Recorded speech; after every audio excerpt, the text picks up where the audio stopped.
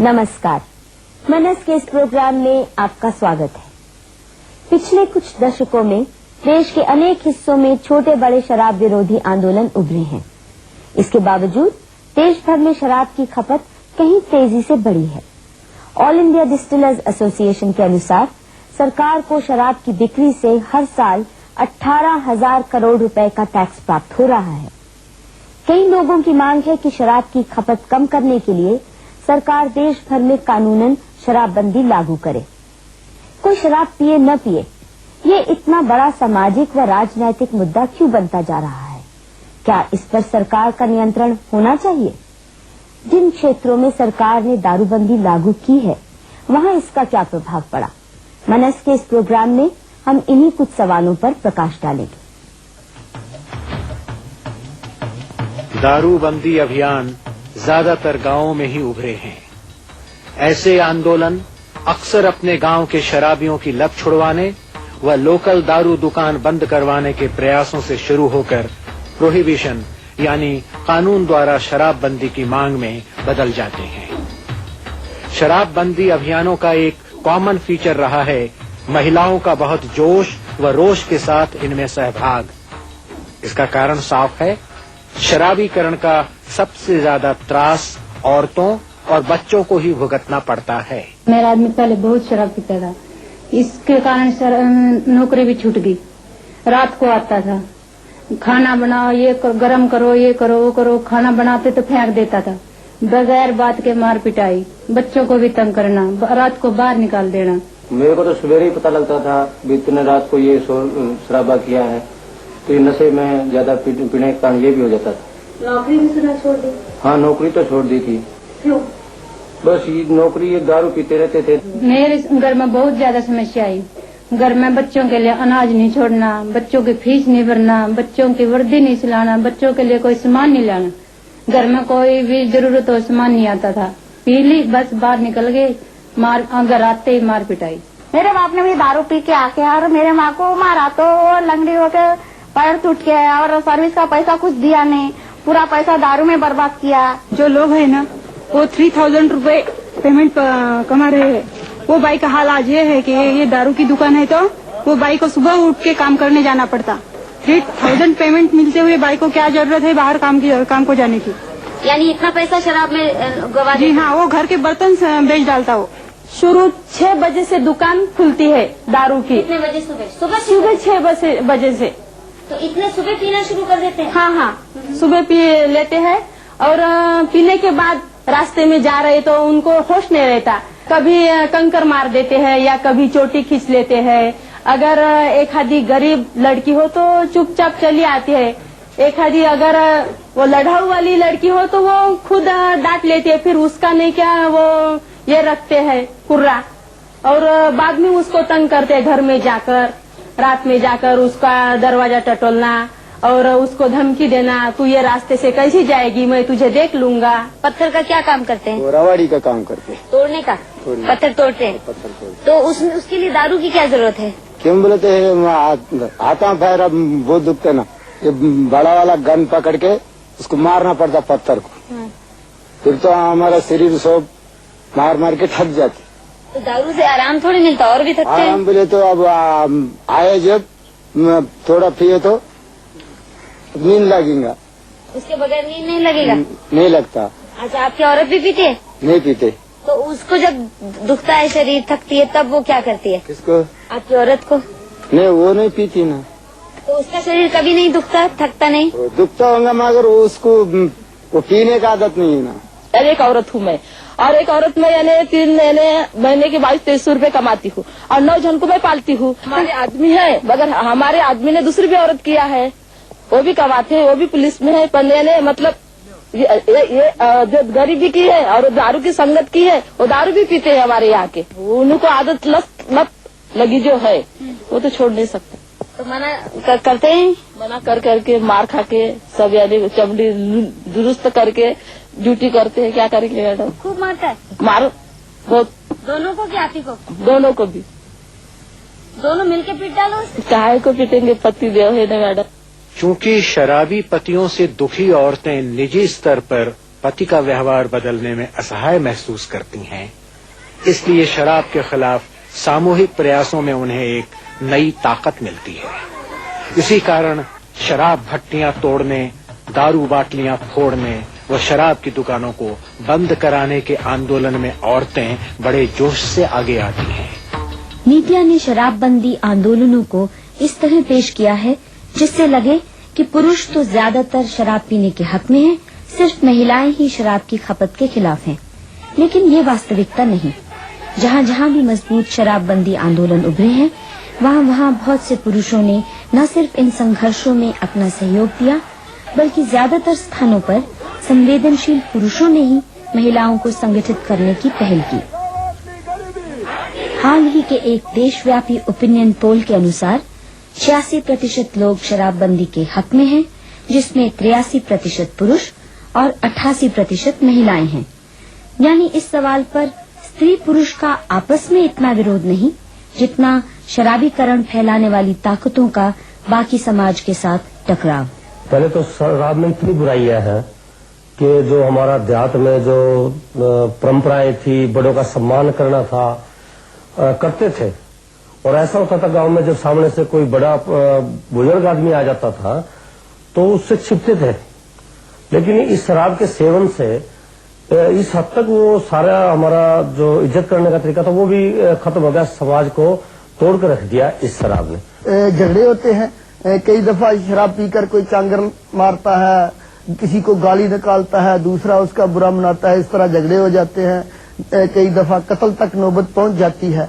और दूसरा, ये जो इलेक्शन में जब ज्यादा दौर चलता है तो लोगों की ठीक सोचने की शक्ति नहीं रहती। जो कैंडिडेट्स हैं वो कई दफा शराब की वजह से गलत लोग चुने जाते हैं। जात के समाज के लोगों ने कुछ इकट्ठे होकर के इस बात को महसूस किया, तो एक आंदोलन का रूप हमारे क्षेत्र में यहाँ पूरा उठा, जिसका कि गांव-गांव में पंचायत की गई, सरकार को भी मेमोरेंडम दिए गए, ज्ञापन दिए गए, भाई इस बुराई को खत्म करो, जनता इस बात को चाहती है।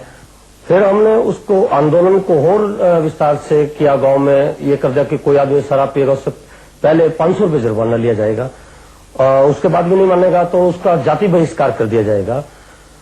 उसमें भी हमें बहुत सफलता मिली। लेकिन ऐसा क्यों कि लगभग हर शराबबंदी आंदोलन का रोष जल्द ही शराबियों से हटकर सरकार पर केंद्रित हो जाता है? ये लोग खुद नहीं पीते, इनको पिलाई जाती है। जो स्टेट गवर्नमेंट्स होती हैं, प्रांतिक सरकारें हैं, वो इसके लिए लोगों को खुद ऐसे हालात पैदा करती हैं कि लोग शराब पिएं।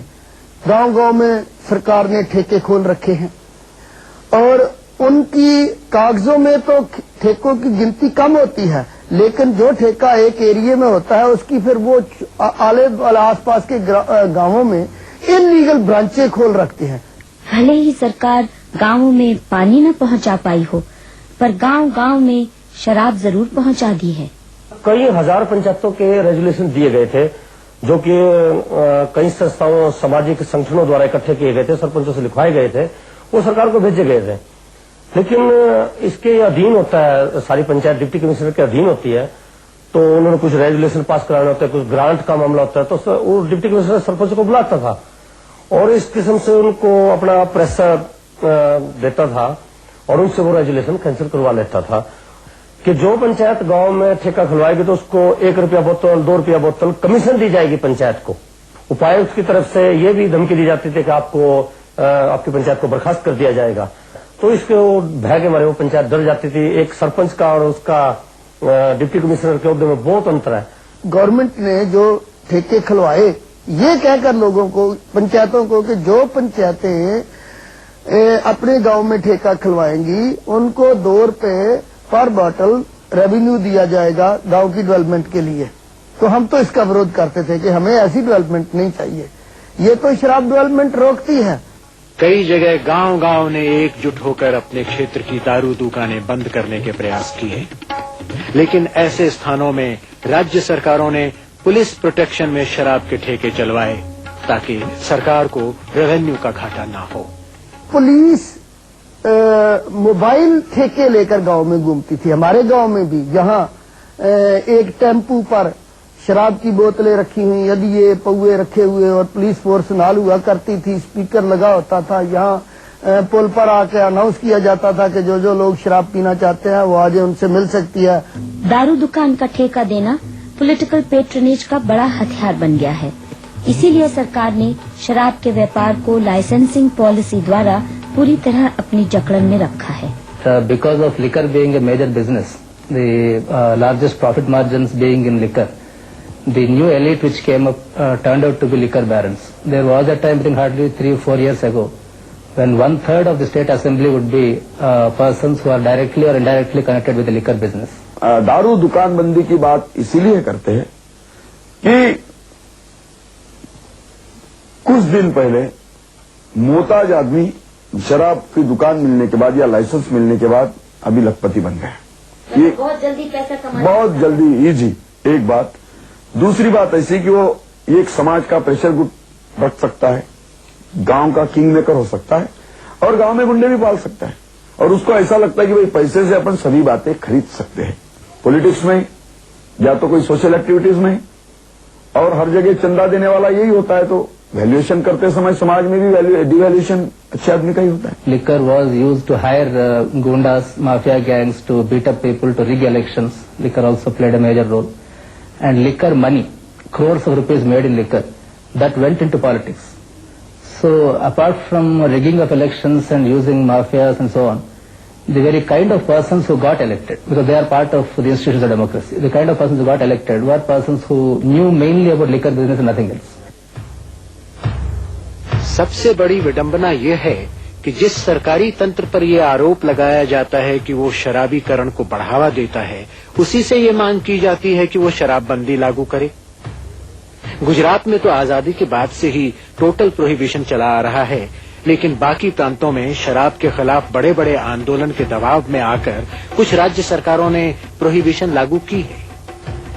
इस वक्त आंध्र, तमिलनाडु, केरल व हरियाणा में टोटल या पार्शियल प्रोहिबिशन जारी है।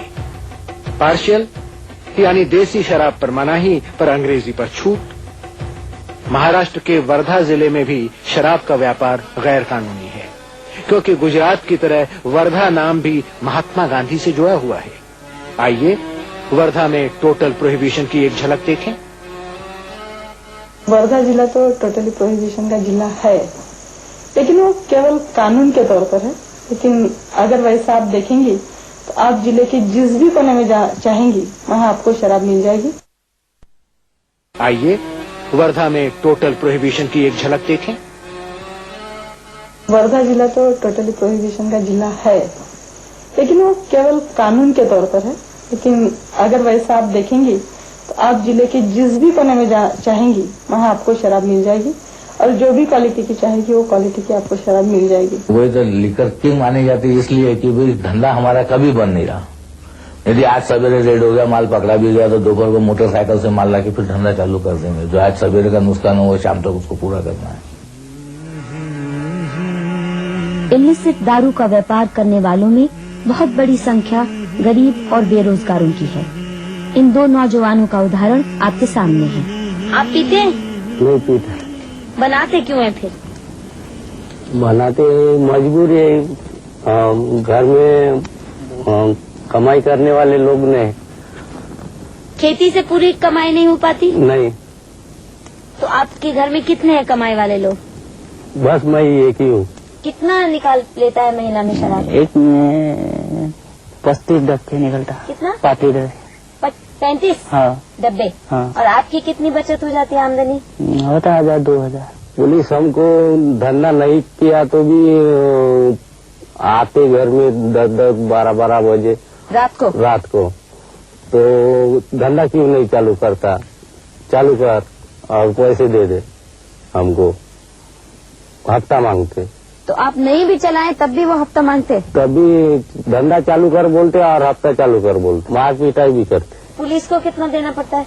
सपने को दिया तो 2000 रुपए हर महीना। हाँ। प्रोहिबिशन के बावजूद गांव-गांव में शराब बंद और बिक रही है। बड़े व्यापारी तो पैसे व पॉलिटिकल कनेक्शंस की वजह से अपना धंधा चलाते ही रहते हैं। रेड्स इत्यादि में फंसते हैं तो छोटी मोटी भट्टियां चलाने वाले गरीब लोग। इस गांव में आप ही अकेले बनाते हैं कि और भी लोग बनाते हैं? नहीं, ऐसे तो 4-5 जने हैं। हाँ। 4 पैसे निकल। वो नहीं पकड़े जाते, आप ही पकड़े जाते? वो तो गरीब के ऊपर ज्यादा, मैं ही बोला कि गरीब के ऊपर ज्यादा दबाव रहता। वो लोग कम गरीब हैं? गरीब है जरा लाठी बड़गे वाले है, ये भी पुलिस वाले डरते उनको। अभी जो पांडर कवड़ा है वहाँ 1-2 पुलिस वाले और 10 पुलिस वाले जाते ही नहीं, 2 लारी होना वहाँ तो पेट कर भरने के लिए तो करना ही पड़ता, मना ही करते है ना। तो दूसरा काम होता ही नहीं ना मेरे से, ना नागरन होता बकरन होता, ट्रक के ऊपर जाता था, ट्रक का ही नहीं होता मोटर, तो मैं कूली काम करता था। अच्छा। लेकिन मेरे गाँव वाले को पूछ ले, मेरे इतना काम वाला कोई नहीं था जवानपन में, तो अब आसक्ति कम हो गई करके करना पड़ता। बचता कुछ नहीं, खा पी के कपड़े लगते बस। हमारी हमेशा कोशिश रहती है कि पूरे जिले में इफेक्टिव ड्राइव्स हो, खासकर ये distillation of liquor, possession of liquor, transport of liquor, इसके हमेशा हमारे लोग जो हैं केसेस करते रहते हैं।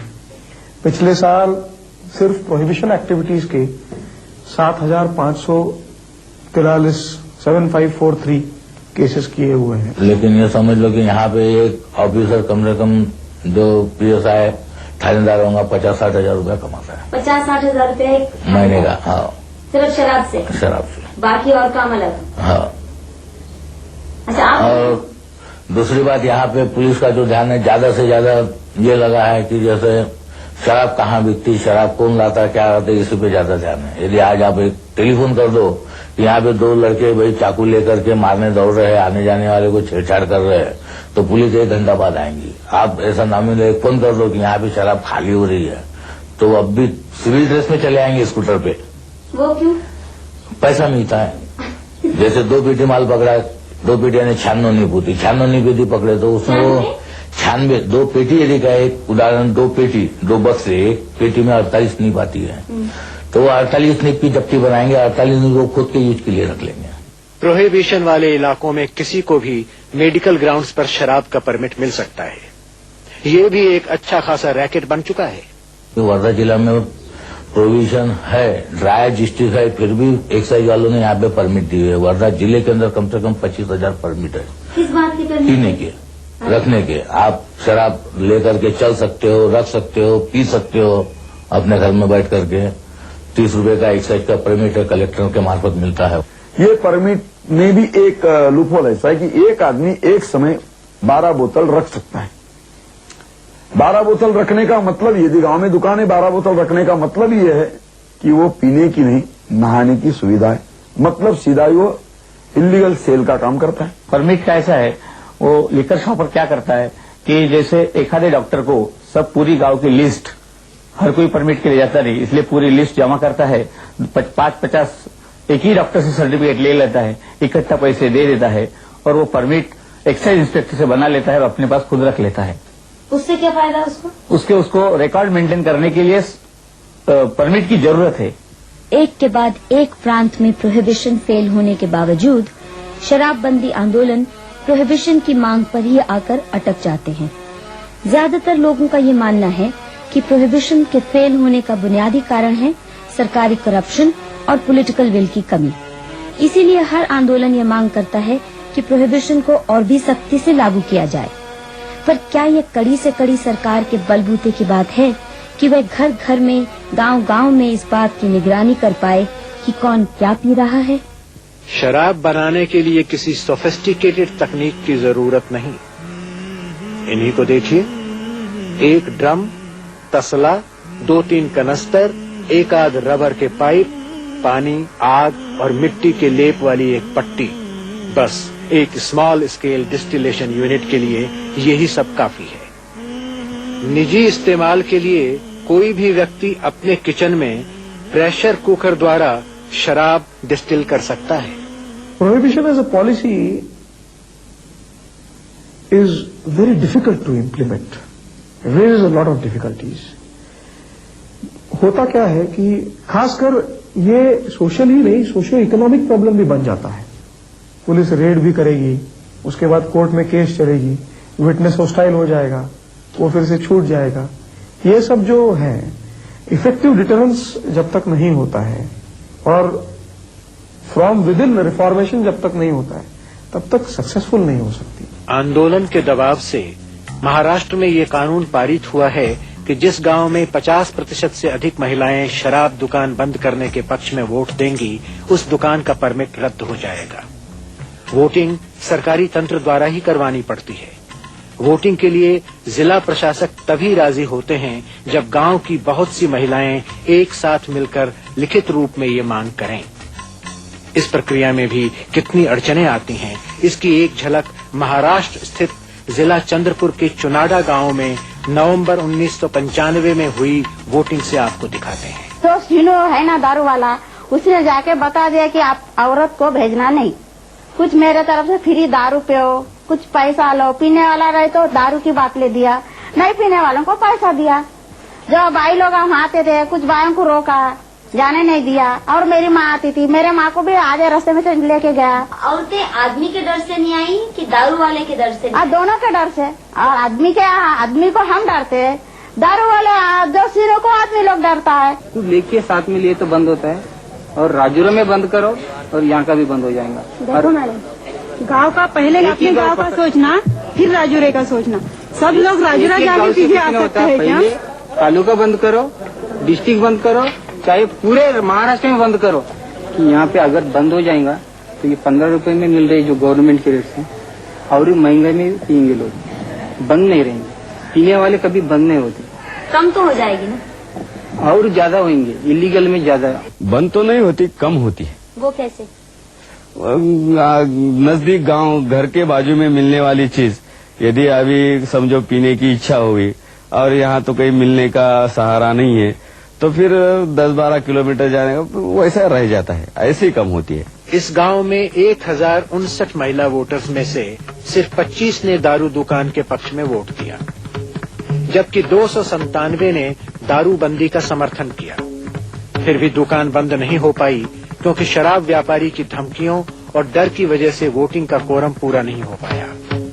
लेकिन महाराष्ट्र के अन्य कई गांवों में महिलाएं वोटिंग द्वारा दारू दुकानें बंद करवाने में सफल हुई हैं। प्रोहिबिशन से शराब की खपत में कमी जरूर आती है। आम आदमी जो पुलिस और क्रिमिनल्स के चक्करों में नहीं पड़ना चाहता, इससे बचने लगता है।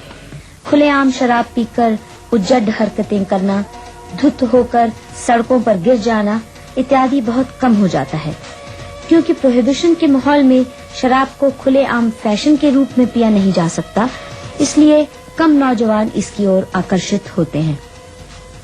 पर शराब का व्यापार बंद कहीं नहीं हो पाया, सिर्फ अंडरग्राउंड चला जाता है। इससे समाज व सरकारी तंत्र में अपराधीकरण को बढ़ावा मिला है।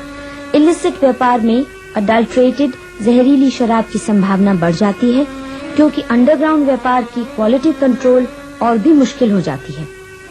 ये दलील फिर राज्य सरकारें भी इस्तेमाल करने लगती हैं कि शराबबंदी से लिकर ट्रेजेडीज बढ़ती हैं और साथ में रेवेन्यू का भी नुकसान होता है। तो फिर क्यों न सरकार ही अपनी देखरेख में यह व्यापार चलाए और जमकर टैक्स भी कमाए। स्थिति ऐसी है कि जो ये औपनिवेशिक व्यवस्था हम लोगों ने अपनाई हुई है, उसमें आय के ज्यादातर साधन तो केंद्र सरकार के पास है, और राज्य सरकारों के पास जो बचा है उसका बहुत बड़ा अंश शराब की आय का ही है। और इसलिए ये शराबबंदी की बात हम कितनी कर लें, शराबबंदी तब तक नहीं हो सकती जब तक हम इस विषय पर विचार नहीं कर लेते कि राज्य और केंद्र में आय के मामले में क्या संबंध होगा। आज जो स्थिति है उसमें राज्य सरकार अगर शराबबंदी करना भी चाहती है तो ये हो नहीं पाता। इतना ही नहीं, राज्य सरकार लोगों की भलाई के लिए कोई और कार्य भी करना चाहती है तो उस कार्य के लिए पैसा शराब से ही निकालना पड़ता है। By the time the ban on liquor came, I think about 1/3 of the government's revenue, budgetary revenue, was coming from excise from liquor, and in order to bring it to this level, the kind of measures undertaken by the government, the kind of encouragement given by the government to contractors to bid higher and higher, which meant that they would go to all corners of the villages setting up shops where no shops were there. This had a very bad impact on social life. For instance, earlier there would be, say, one liquor shop for 10 villages. Now a contractor who is encouraged by the government to bid very high because the government wants to balance its budget to fill its revenues. That fellow sets up 10 shops in 10 villages. शराब के उत्पादन और व्यापार दोनों पर ही सरकार का control है। मसलन दिल्ली में शराब की रिटेल ट्रेड पर सरकार की मोनोपोली है। तमिलनाडु और केरल में शराब का होलसेल व्यापार सरकारी एजेंसियां चलाती हैं। इसके अलावा मोलेसिस की सेल और खपत, जो भारत में शराब इंडस्ट्री का बुनियादी रॉ मटेरियल है, सरकार ने लाइसेंस कोटा टैक्सेशन सिस्टम के द्वारा अपने शिकंजे में रखा है। शराब जो भारत में बनती है वो सारी की सारी सरकार के रख रखाव में ही, सरकार की देखभाल में ही बनती है।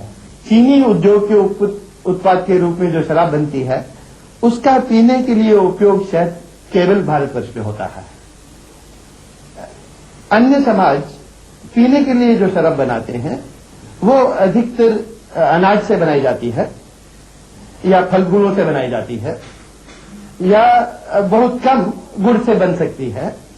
पर ये जो शीरे से, बचे हुए शीरे से जो शराब बनती है उसका उपयोग तो औद्योगिक कार्यों के लिए ही किया जाता है। जो अल्कोहल बनता है बचे हुए शीरे से, उसका उपयोग तो पीने के कार्य के लिए, मानवीय उपयोग के लिए सामान्यतः विभिन्न देशों में नहीं होता।